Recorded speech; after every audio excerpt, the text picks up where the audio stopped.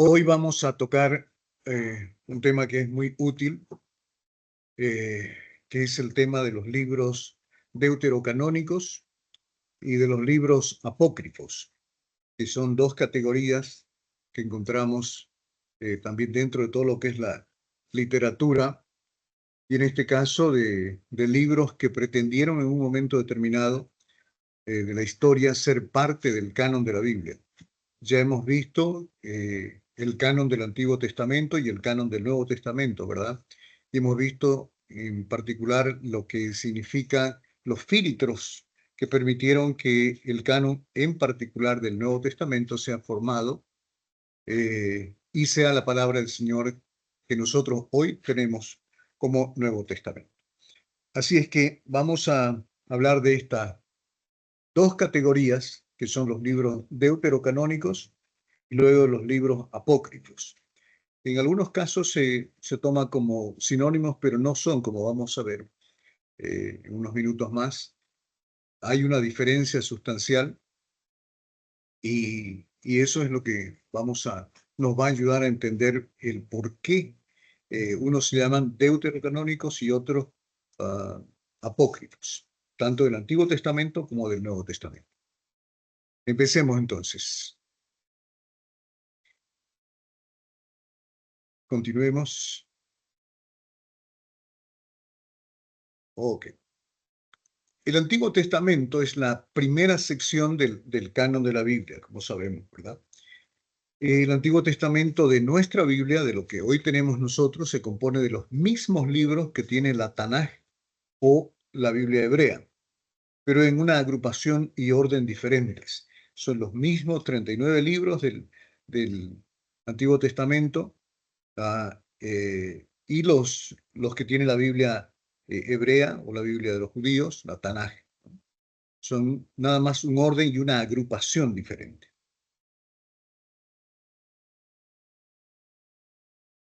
Entonces, la Tanaj es el conjunto de los libros sagrados, canónicos, en el judaísmo, y se divide en tres grandes partes.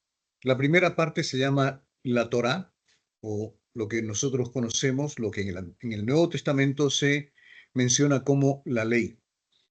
Luego vienen los Nebim, o los profetas, y el tercer grupo se llama los Ketubim o los escritos, que está compuesto por el resto de los libros, como vamos a ver.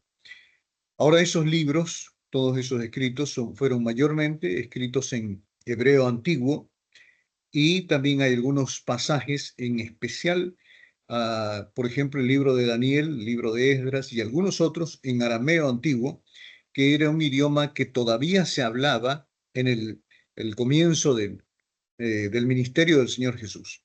Entonces, el arameo era una lengua que todavía tenía vigencia en ese tiempo.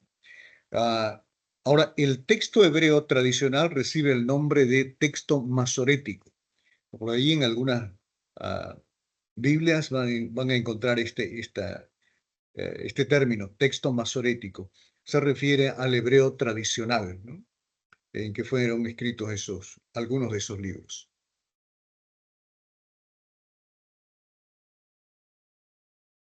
La Biblia hebrea o la Tanaj agrupa en 24 los libros del Antiguo Testamento, o el Antiguo Pacto, ¿no? Y nuestra Biblia contiene 39 libros. ¿Por qué esa diferencia?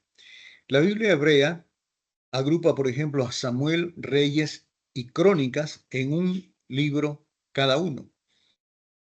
Agrupa a los 12, más bien a los tres, esos tres libros como un solo libro. Y agrupa a los 12 profetas menores.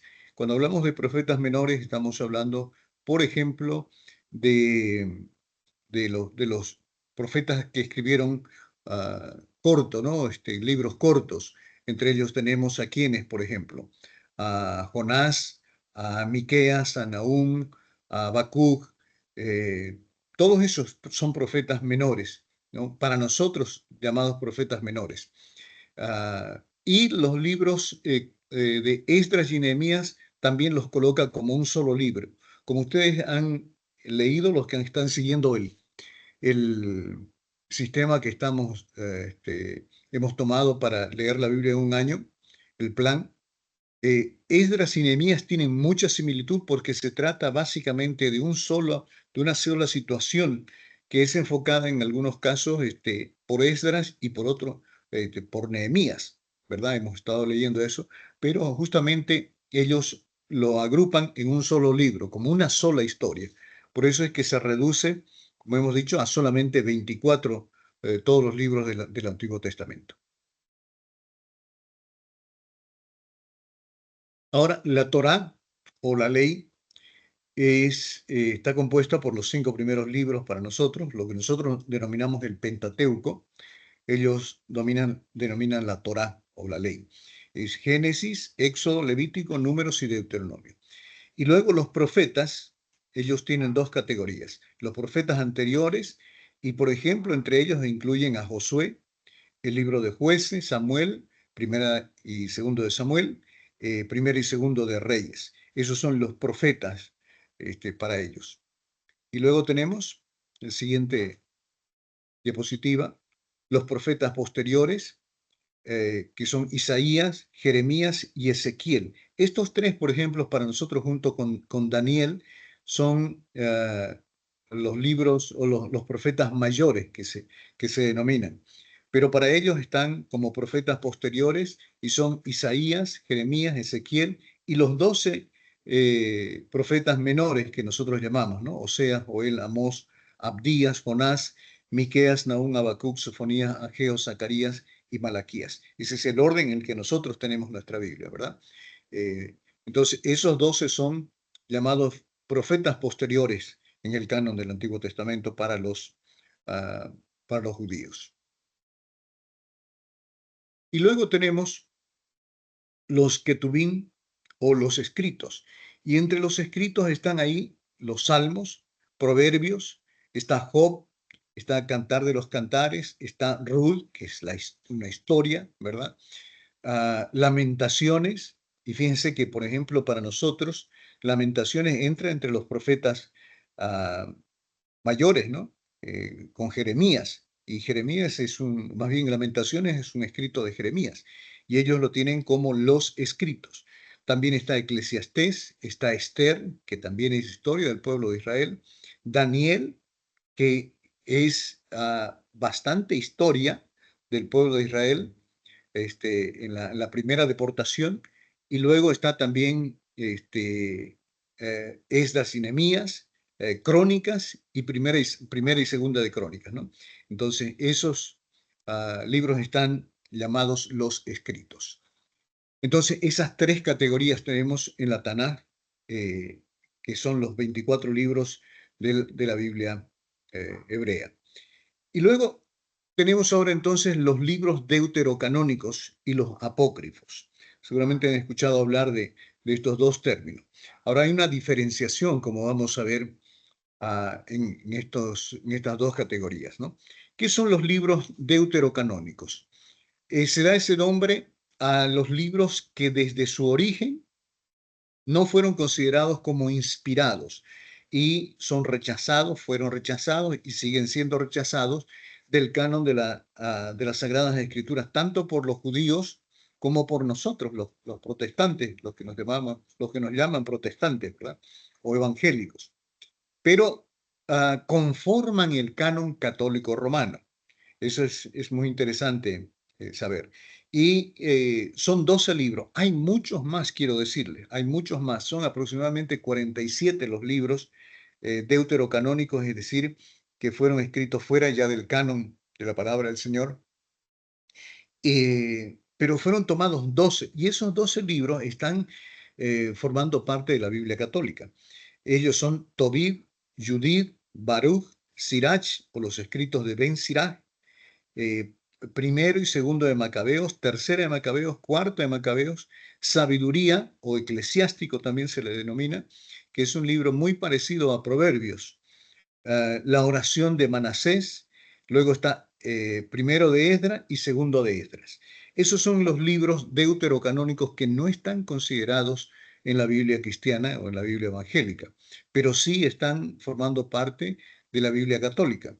Así que esos para nosotros no tienen ninguna validez de inspiración, como hemos visto los otros libros, ¿verdad? Del Antiguo Testamento. Ahora, estos libros, podemos seguir, estos libros, ah, sigamos al siguiente, eh, fueron escritos entre el final del Antiguo Testamento, es decir, cuando Malaquías termina de escribir, y eso es más o menos el siglo IV antes de Cristo, y el siglo I antes de Cristo, es decir, antes de que se manifieste Juan el Bautista, porque recuerdan que Juan el Bautista es el que sale para predicar después de aproximadamente 400 años. Se dice 420, 430 años que hubo entre el último libro que fue escrito en el Antiguo Testamento y el comienzo del ministerio del Señor Jesús, es decir, la presentación de Juan el Bautista, la aparición de Juan el Bautista.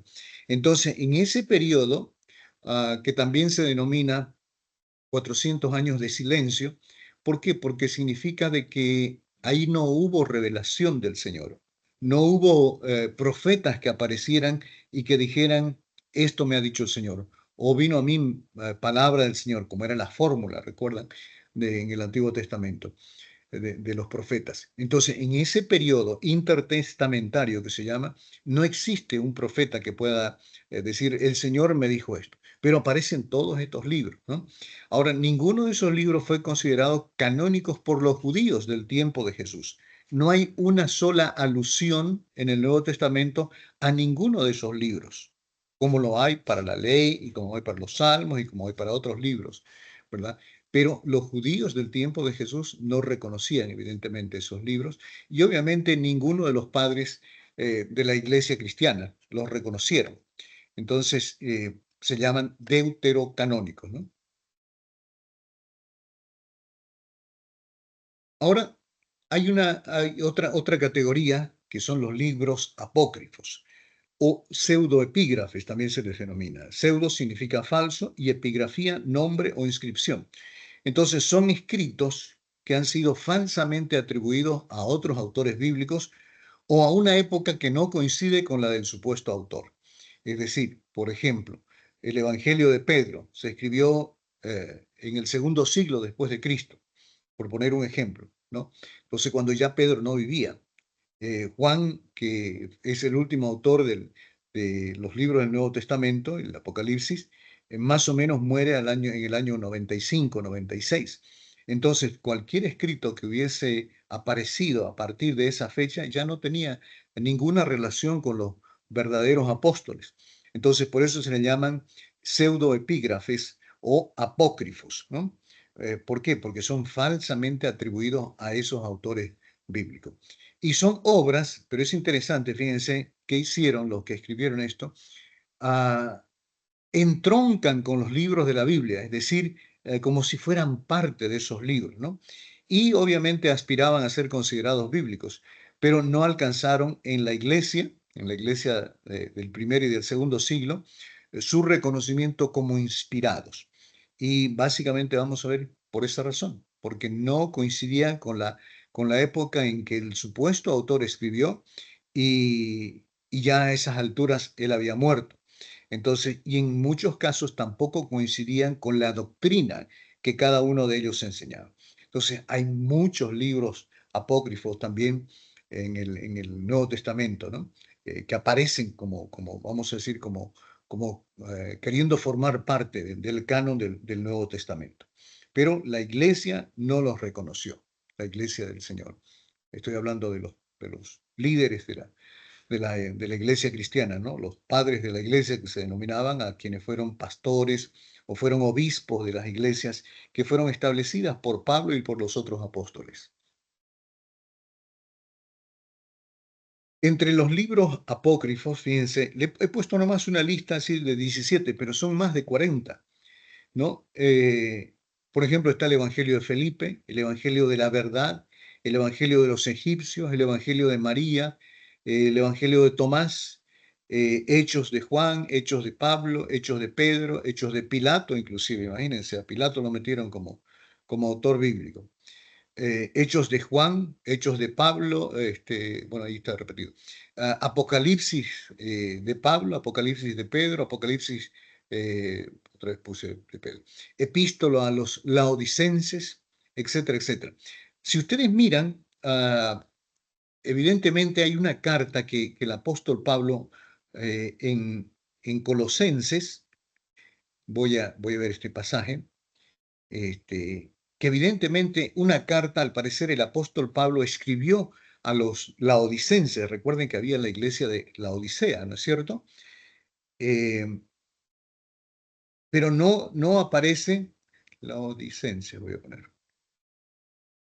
para buscar. No aparece en el canon bíblico. Ahora, alguna gente se pregunta por qué, ¿no? ¿Por qué no aparece si es que evidentemente Pablo la cita al final de Colosenses, en el capítulo 4, el versículo 16? Mire lo que dice, voy a leer desde el 15, en Colosenses 4, 15. Dice: saludad a los hermanos que están en la Odisea y a Ninfas y a la iglesia que está en su casa. Recuerden de que en ese tiempo no habían templos como nosotros tenemos, sino que las iglesias funcionaban en las casas, ¿no? En principio. Pero fíjense ustedes, dice, le escribe a los colosenses, Pablo, y le dice, saluden a los hermanos que están en la Odisea. Ahora escuchen el versículo 16. Dice: cuando esta carta, la de los colosenses, haya sido leída entre vosotros, haced que también se lea en la iglesia de los laodicenses, y que la de la Odisea la leáis también vosotros. Ahora, la pregunta es, ¿qué pasó con esa carta? ¿Por qué no entró en el canon del Nuevo Testamento? Uno puede preguntarse, ¿verdad? Ahora, hay puntos de vista relacionados con esto. Uno es que esa carta de los laodicenses no llegó a circular entre las iglesias del primer y del segundo siglo. Ahora, otra postura al respecto es de que básicamente la carta a los laodicenses contenía enseñanzas que probablemente estaban también en otras cartas que Pablo escribió, por ejemplo, de los tesalonicenses, la carta a los corintios, y en fin. Entonces, probablemente esa carta se perdió, ¿verdad? Pero lo importante es que entendamos eso, que esta carta que aparece después, supuesta la epístola a los laodicenses, no coincidía con la época de Pablo. Entonces, por eso fue desechada. Seguramente alguien leyó, ¿no?, que faltaba esta carta y no aparecía en el canon. Entonces dijo, aquí, bueno, oportunidad de meter este escrito. Pero luego de haberse estudiado, no se consideró que era una carta de esa época y era un pseudoepígrafe, es decir, un libro apócrifo, una carta apócrifa, supuestamente firmada por Pablo, pero no coincidía con las enseñanzas. Entonces, así como esto, como les decía, hay más de 40 libros que aparecieron en esa etapa, ¿no? Entre el primer y el segundo siglo, e inclusive posteriormente, ¿no? Para supuestamente tratar de que entre como parte de la literatura, de la escritura inspirada por Dios.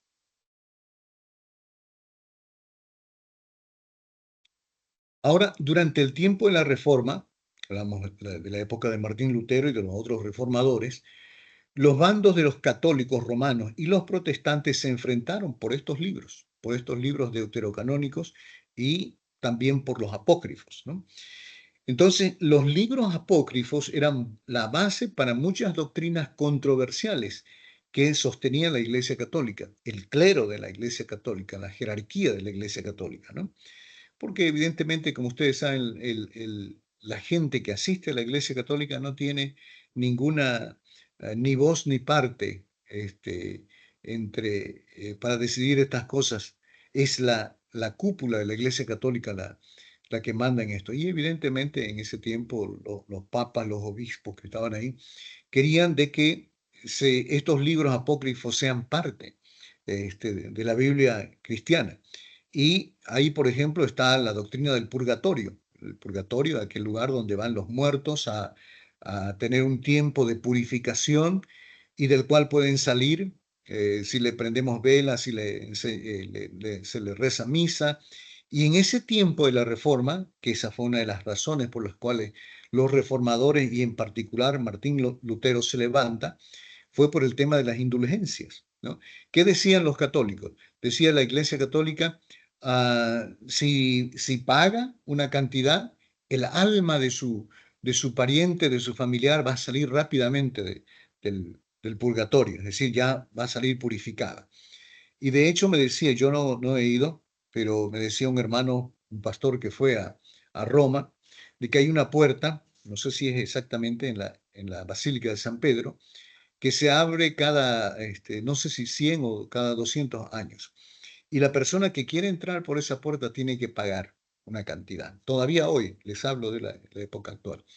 Y entonces, si entra por esa puerta y paga una cantidad, pide por el alma de algún familiar que haya muerto y ese familiar rápidamente sale del purgatorio. Estamos hablando de una época actual. No estamos hablando de los años 1600, ¿no?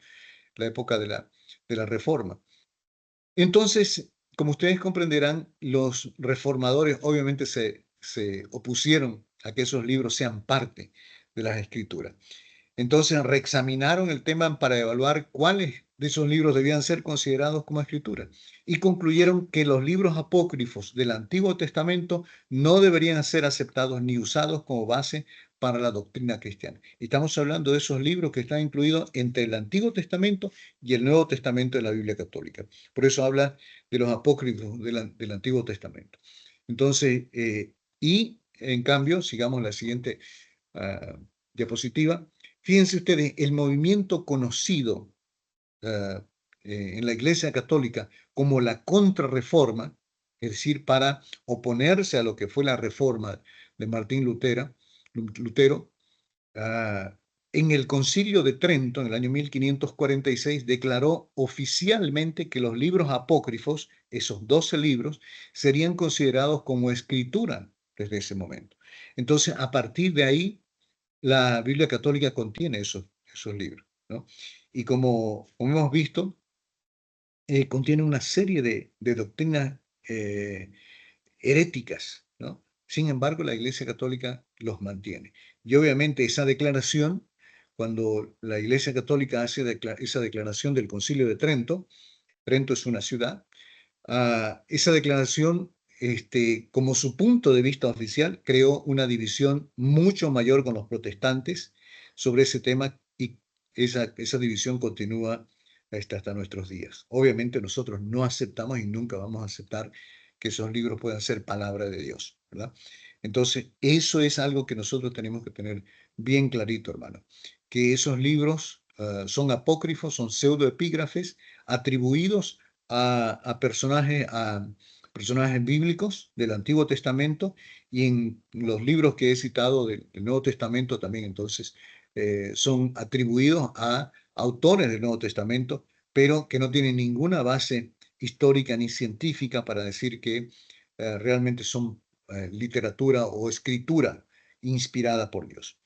Así que por eso es que nosotros tenemos una división clara sobre lo que significa la escritura inspirada por Dios y esos libros que en algunos casos, entre esos libros deuterocanónicos del Antiguo Testamento, contienen historias que pueden ser valiosas para, en especial, el pueblo judío, porque habla de los macabeos. Los macabeos eran un grupo ah, que luchó por la independencia de los judíos, ¿no?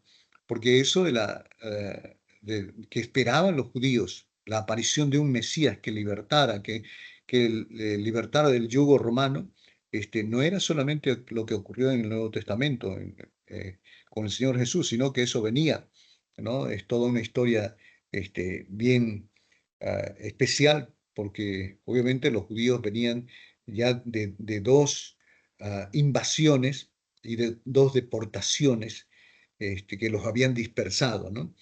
En primer lugar, la deportación de Asiria hacia Asiria y luego de Babilonia, ¿no? Entonces ellos sabían lo que era esclavitud, habiendo sido sacados de sus pueblos, ¿no?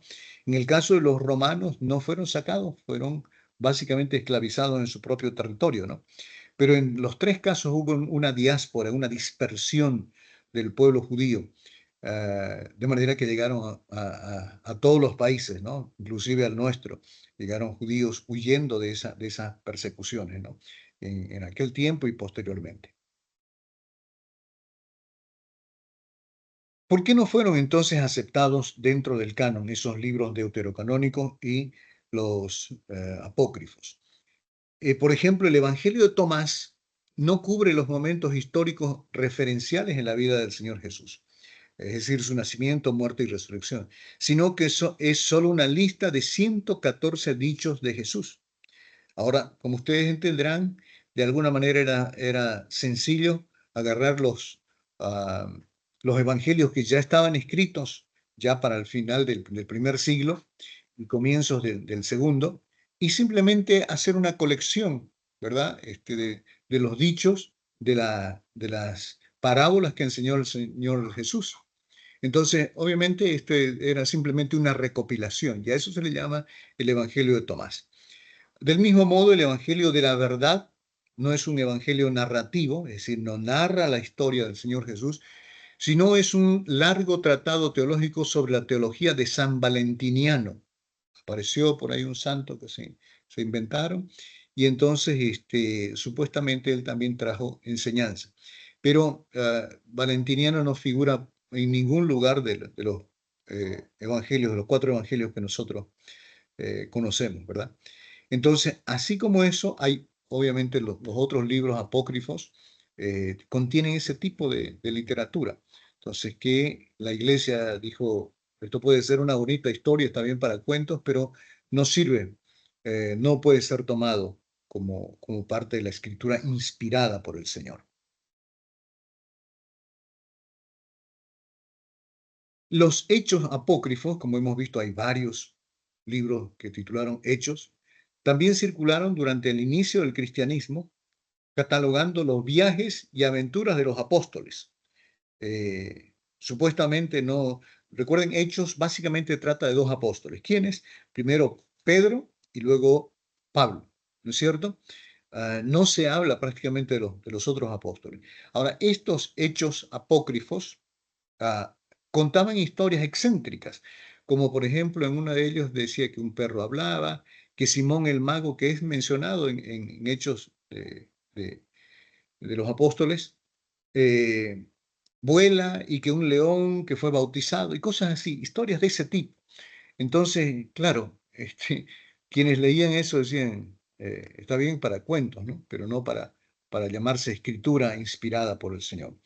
Y como hemos visto, también circularon los hechos de Pablo, los hechos de Juan y los hechos de Pedro.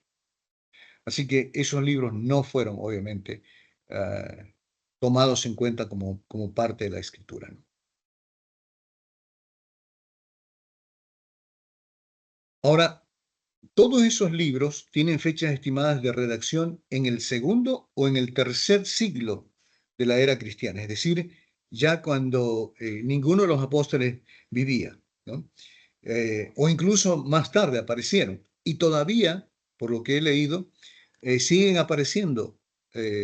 ¿Recuerdan cuando les decía, creo en el primer, segundo tema, cuando se proyectó la película El Código Da Vinci, apareció una corriente sobre el Evangelio de María Magdalena o el Evangelio de Judas, ¿no? Y se le dio bastante cobertura. Inclusive uno puede encontrar eso en YouTube todavía, si uno coloca esos nombres, puede encontrar.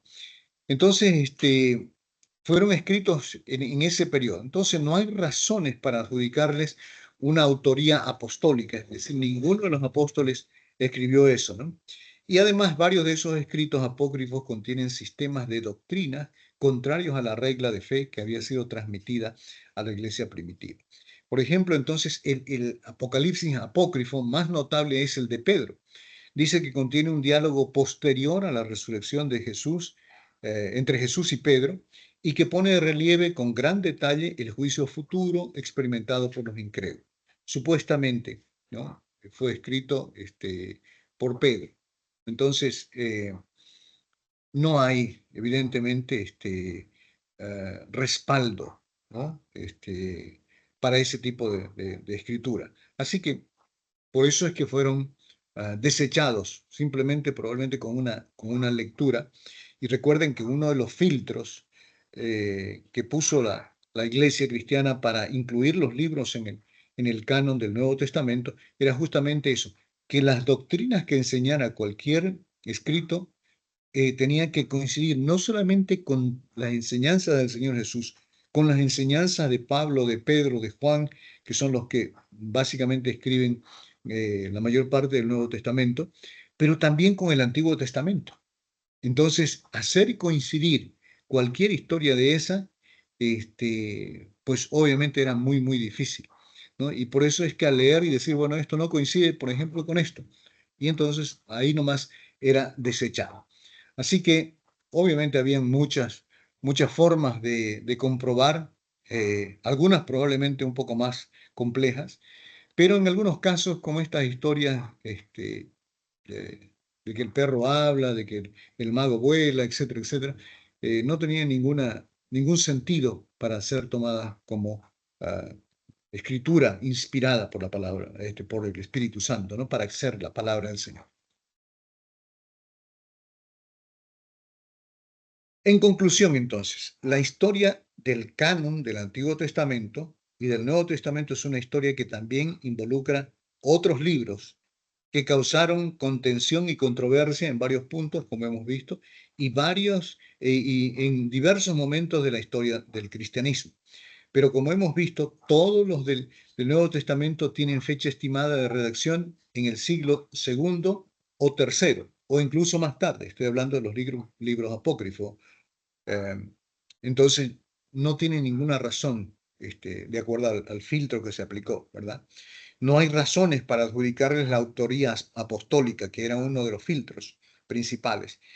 Y varios de esos escritos apócrifos, como decíamos, contienen sistemas de doctrina contrarios a la regla de fe que había sido transmitida a la iglesia primitiva.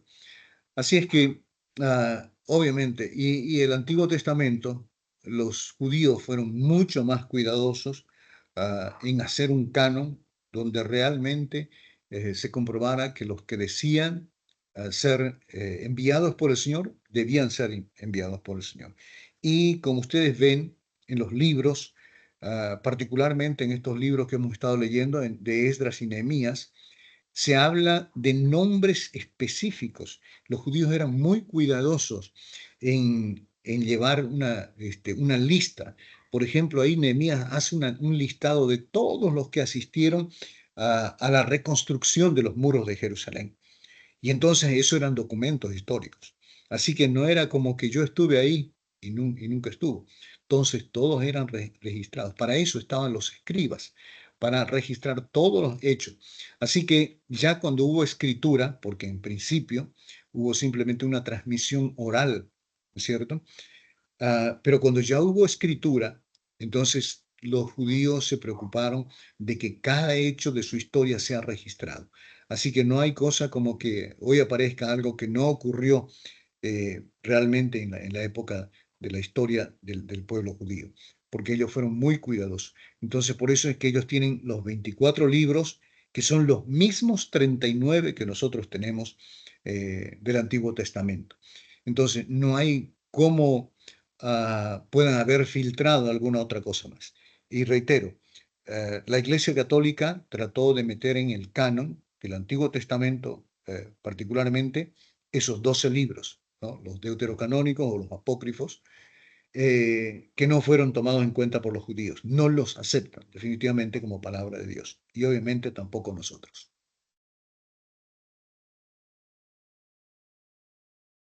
Sigamos. Entonces, hermanos, la evidencia histórica nos indica que podemos tener confianza en el contenido del canon del Antiguo Testamento y del Nuevo Testamento, ¿no?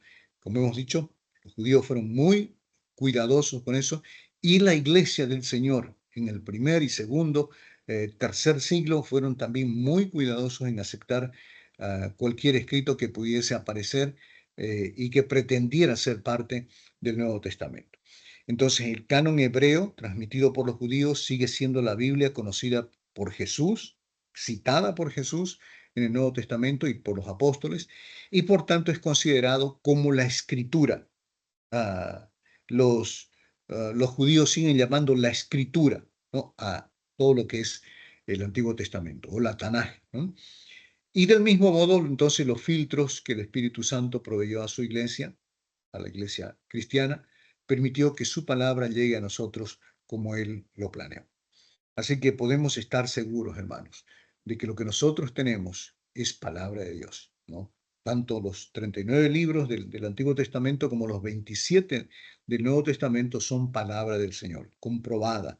No, no hay cómo se haya filtrado algún libro que no coincida. Por eso es que recuerden ustedes, como decíamos cuando hablábamos del canon del Nuevo Testamento, hubo libros que fueron muy cuestionados y que finalmente, porque pasaron esas pruebas, formaron parte del Nuevo Testamento, ¿no? Entre esos, por ejemplo, la segunda carta de Pedro, la carta de Judas, la carta de Santiago, ¿no? La carta a Filemón. Entonces, sobre eso hubo ciertas observaciones y obviamente el estudio, no solamente de esos cuatro aspectos que hemos mencionado, sino también del estilo de cada uno de los escritores, hizo que se coincida que eran parte del Nuevo Testamento. Ahora, hay evidentemente una carta que todavía no se, no se ha atribuido un autor, como es la carta a los Hebreos, porque a diferencia de las otras cartas que escribía Pablo, siempre en la introducción él hablaba de que él lo estaba escribiendo con alguien más, ¿no es cierto? Y en la carta de los Hebreos, como ustedes se dan cuenta, no existe una introducción como tal. Por eso es que algunos dudan de que hubiese sido Pablo. Pero fíjense ustedes, voy a leer Hebreos 1:1. Dice: Dios, habiendo hablado muchas veces y de muchas maneras en otro tiempo a los padres de los profetas, en estos postreros días nos ha hablado por el Hijo, a quien constituyó heredero de todo y por quien asimismo hizo el universo, el cual, siendo el resplandor de su gloria y la imagen misma de su sustancia, y quien sustenta todas las cosas con la palabra de su poder, habiendo efectuado la purificación de nuestros pecados por medio de sí mismo, se sentó a la diestra de la majestad en las alturas. Entonces, como vemos, no hay una introducción que adjudique la autoría de esta carta a los hebreos por parte de Pablo. No es el estilo de Pablo, ¿no? Ahora, si nosotros analizamos un poquito este texto nada más, vamos a ver que coincide también con ciertos conceptos que da, por ejemplo, el apóstol Juan en el Evangelio de San Juan y en la primera carta de Juan. Pero tampoco está ni al comienzo. Lo interesante es que no está ni al comienzo ni al final de la carta, fíjense ustedes, las despedidas, por ejemplo, ¿no? Ah, Dice, quiero leer un poquito al final. Dice: y el Dios de paz, que resucitó de los muertos a nuestro Señor Jesucristo, el gran pastor de las ovejas, por la sangre del pacto eterno, os haga aptos para toda obra buena, para que hagáis su voluntad, haciendo Él en vosotros lo que es agradable delante de Él por Jesucristo, al cual sea la gloria por los siglos de los siglos. Os ruego, hermanos, que soportéis la palabra de exhortación, pues os he escrito brevemente. Sabed que está en libertad nuestro hermano Timoteo, con el cual, si viniere pronto, iré a veros. Esa es vamos a decir, una pista que hace que se atribuya la carta a Pablo, ¿no? Porque Pablo era muy cercano, Timoteo era muy cercano a Pablo, y diferente al ministerio de Juan, que Juan nunca tiene una relación directa con Timoteo. Y eso es lo que hace suponer de que esta carta fue escrita por Pablo. Y luego termina con esto: saludad a todos vuestros pastores y a todos los santos. Los de Italia los saludan. Al parecer, esta carta fue escrita en Italia, en Roma, ¿no? ¿Y quién fue ahí? Pues estuvo Pedro, evidentemente, aunque no hay mucha evidencia bíblica sobre eso, y estuvo Pablo. Entonces, pero por esas razones se piensa que fue Pablo. De todas maneras, esta carta también es considerada, obviamente, palabra de Dios, ¿no? Entonces, son cositas que nos ayudan, hermanos, a entender un poco más de lo que es la palabra del Señor, la verdadera palabra del Señor, la escritura inspirada. Y reitero, nosotros podemos tener la certeza de que los 39 libros del Antiguo Testamento y los 27 del Nuevo Testamento son palabra del Señor. Es lo que el Señor quería que nosotros supiésemos, ¿no? En el próximo tema vamos a ver algo que muchos, para muchos es realmente un tema muy controversial, lo de la inerrancia de la palabra del Señor, es decir, que la palabra del Señor no contiene errores. Ahora, lo que vamos a aclarar es que no contiene errores en los originales, ¿no? Y como hemos dicho, vamos a ver en detalle eso, las traducciones han podido filtrar algunas cosas, algunas palabras eh, que tienen otro significado, pero que no son realmente, vamos a decir, vitales en cuanto al mensaje del Señor. Ah, una de las cosas que podíamos ver, por ejemplo, es de que en el Génesis, por ejemplo, ah, la Reina Valera traduce que Dios hizo al hombre del polvo de la tierra. El original dice de que fue hecho de la tierra roja. Ahora, uno puede decir, esto me gusta más, me parece más coherente, ¿verdad? Porque si uno agarra el polvo de la tierra, difícilmente puede formar algo. Pero cuando uno agarra la arcilla, que es la tierra roja, esa sí puede moldearlo, ¿verdad? Entonces, fíjense, ese tipo de diferencias podemos encontrar y así varias otras, ¿no? Pero que no hacen al fondo de la enseñanza del mensaje del Señor. Entonces, son cositas que vamos a ver y vamos a ver en qué consiste entonces la inerrancia de la palabra del Señor, porque esto también nos va a ayudar, nos va a servir para defender nuestra fe.